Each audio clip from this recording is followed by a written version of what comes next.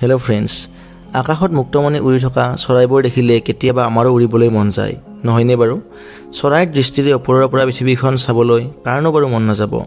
কিন্তু আপোনালোকে কেতিয়াবা ভাবি চাইছেনে, চৰাইবোৰে যে অনায়াসে আকাশত উৰি ফুৰে, তাৰ বাবে সিহঁতৰ কিমান শক্তি খৰচ হয় আৰু সেই শক্তিখিনি পাবলৈ সিহঁতে কিমান খাদ্য খাব লগা হয়? আপোনালোকে কেতিয়াবা ভাবি চাইছেনে যে আমি মানুহবোৰেও যদি চৰাইৰ দৰে উৰিব পাৰিলোহেঁতেন, তেনেহ'লে আমাক কিমান শক্তি আৰু খাদ্যৰ প্ৰয়োজন হ'লহেঁতেন? চৰাইৰ দৰে উৰিব পাৰিলে আমাৰ কেনেকুৱা লাভ বা লোকচান হ'লহেঁতেন? এই আটাইবোৰ কথা এই ভিডিঅ'টোৰ জৰিয়তে আলোচনা কৰিম, গতিকে অনুগ্ৰহ কৰি ভিডিঅ'টো শেষলৈকে চাব। বন্ধুসকল, আপোনালোকে নিশ্চয় জানে যে সকলো জীৱকে কাম কৰিবলৈ শক্তি লাগে আৰু সেই শক্তি পোৱা যায় আমি খোৱা খাদ্যৰ পৰা।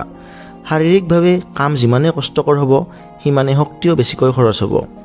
সেইকাৰণে কষ্ট কৰা মানুহবোৰে কষ্ট নকৰা মানুহবোৰৰ তুলনাত বেছিকৈ খাব পাৰে বা খাবলগীয়া হয়। চৰাইবোৰৰ ক্ষেত্ৰতো সেই একেই কথাটো প্ৰযোজ্য হয়। আমি দেখাত সিহঁতক অনায়াসে উৰি থকা যেন দেখিলেও প্ৰকৃততে উৰিবৰ বাবে সিহঁতে প্ৰচুৰ শক্তি খৰচ কৰিবলগীয়া হয় আৰু সেই শক্তিখিনি আহৰণ কৰিবলৈ বেছিভাগ চৰাইয়ে দৈনিক নিজৰ শৰীৰৰ ওজনৰ 1/5 খাদ্য খাব লগা হয়।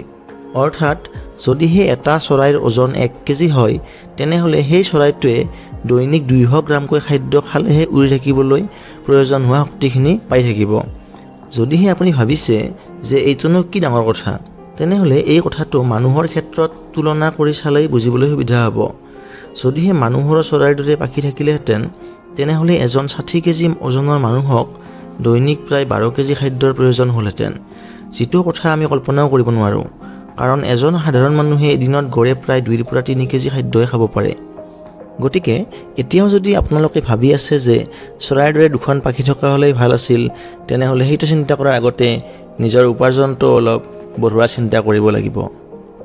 গতিকে বন্ধুসকল, যদি ভিডিঅ'টো চাই ভাল লাগিছে, তেনেহ'লে অনুগ্ৰহ কৰি লাইক কৰিব, কমেণ্ট কৰিব আৰু চেনেলটো ছাবস্ক্ৰাইব কৰিবলৈ নাপাহৰিব। ধন্যবাদ।